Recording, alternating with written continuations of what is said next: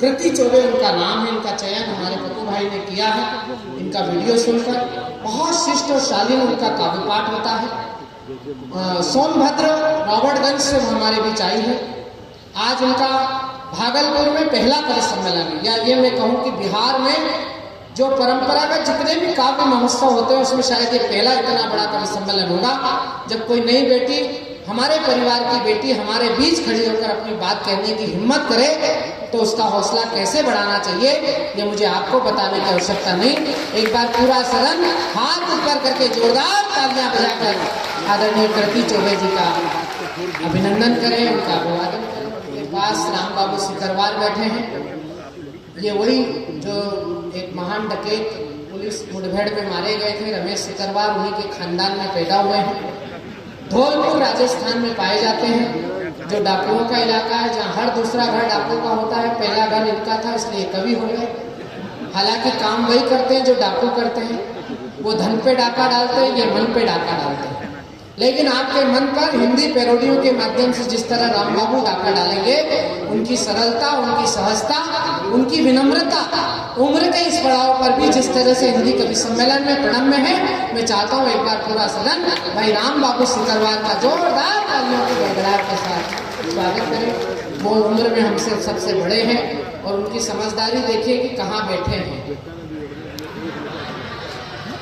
यह हमारे बुजुर्गों की समझदारी है कि माना कि मेरे सामने खाली गिलास है, पर इतनी तो तसल्ली है सुराही के पास है। ये पुराना इन्वर्टर है लेकिन नई बैटरी के पास बैटरी है। ये दोनों लवकुश बैठे हैं हमारे कवि सम्मेलन में, नल नील नहीं है। ये आज राम सेतु बनाएंगे दोनों मिलकर। दोनों विपरीत धारा के कवि हैं, एक अंगार का है, दूसरा भंगार का है। अंगार वाला उधर वाला है जिसके कपड़े भी अच्छे दिख रहे हैं आपको, पीला शर्ट, नीली जैकेट। इसका नाम अभय सिंह निर्भीक। ये सैनिक के घर पैदा हुआ है। इसके पिता ने अपना पूरा जीवन भारत की सेना को समर्पित किया है और आज का दिन बड़ा पावन पवित्र दिन है हमारे लिए। आज हमारी शहादत का सबसे बड़ा दिन है जब हमने 3 योद्धाओं को भारत माता के चरणों में समर्पित किया था। भगत सिंह जी के बलिदान दिवस के दिन आज अभय निर्भीक भागलपुर की इस तीर्थ धरती पर है। ये एक सैनिक का बेटा है, इसलिए इसके पिता ने इसका नाम अभय रखा है। लेकिन डॉक्टर हरिओम पवार ने जब इसके तेवर को सुना तो उन्होंने इसका नाम निर्भीक रखा है।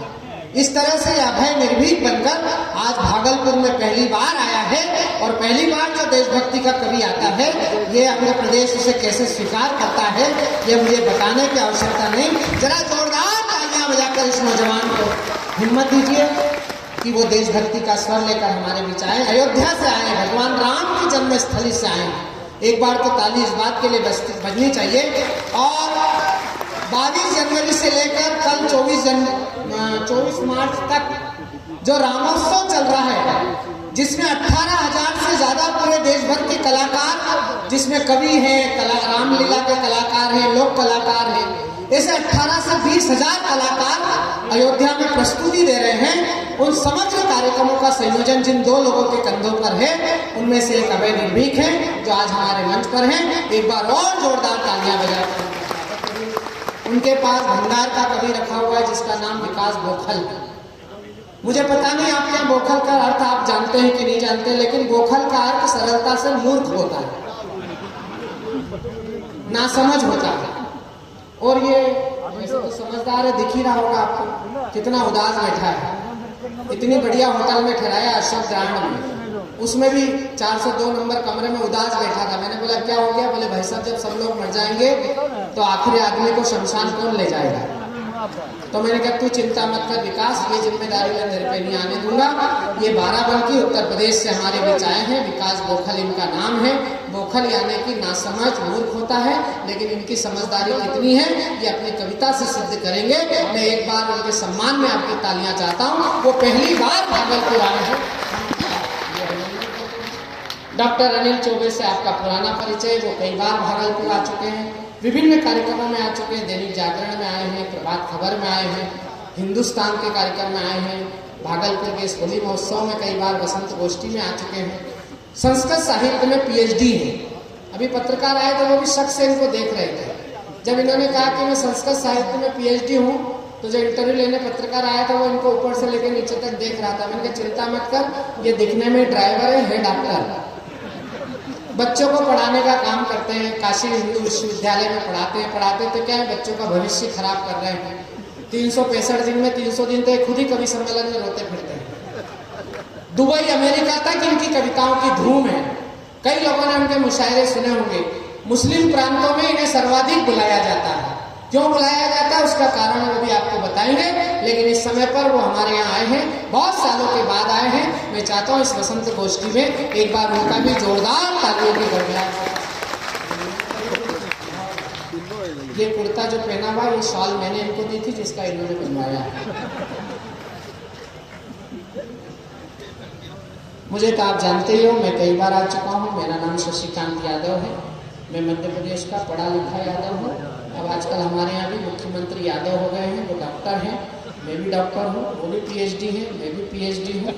बस ये अलग बात है कि वो दूसरी जगह काम कर रहे हैं, मैं दूसरी जगह काम कर रहा हूँ, लेकिन मैं मध्य प्रदेश का IAS ब्रांड यादव हूँ। पहले इस्तेमाल करो, फिर विश्वास करो।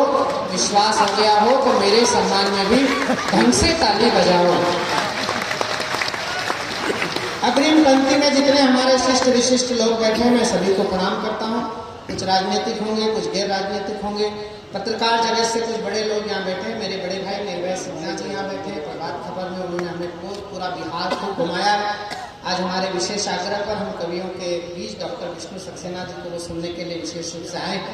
इस पंक्ति में भी बहुत सारे महत्वपूर्ण लोग बैठे। आचार संहिता लगी है, इसलिए उनके नाम नहीं लेना है, वरना उनके लिए आफत हो सकती है। इसलिए सब लोग मेरा प्रणाम स्वीकार करें। आइए हम इस 61वें काव्य अनुष्ठान की शुरुआत करते हैं। शैलेश ने बहुत अच्छा भाषण दिया और अभी तो उसके दूध के दांत भी नहीं टूटे, लेकिन जिस कॉन्फिडेंस से उसने भाषण दिया, ऐसा लग रहा है कि उसकी भी अगली कोई बड़ी तैयारी लग रही है मुझे। ये अच्छा नौजवान है, कम से कम किसी यात्रा पे नहीं गया, ये यहीं पर ही है। वरना हिंदुस्तान में 52 साल का कुंवारा पहले देश जोड़ने निकल गया था, आजकल न्याय यात्रा पे है। क्या मालूम घर पहुंचा कि नहीं पहुंचा। लेकिन एक बार शैलेश को भी जरा आशीर्वाद दीजिए तालियां बजाकर कि ये यशस्वी हो जाए।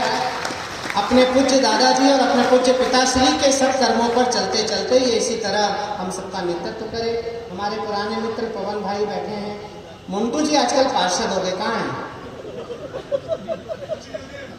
वाह यार, बहुत दुर्गति को प्राप्त हो गए तुम। मैं तुमको अध्यक्ष छोड़ के गया था। पार्षद को बहुत दुर्गति झेलनी पड़ती है। ये हाथ जोड़ रहे हैं, इनसे पूछो जरा पार्षद बनने के बाद सुखी है कि अध्यक्ष थे तब सुखी थे। मैं निर्भय जी 10 साल तक पार्षद रहा हूँ देवास नगर निगम में।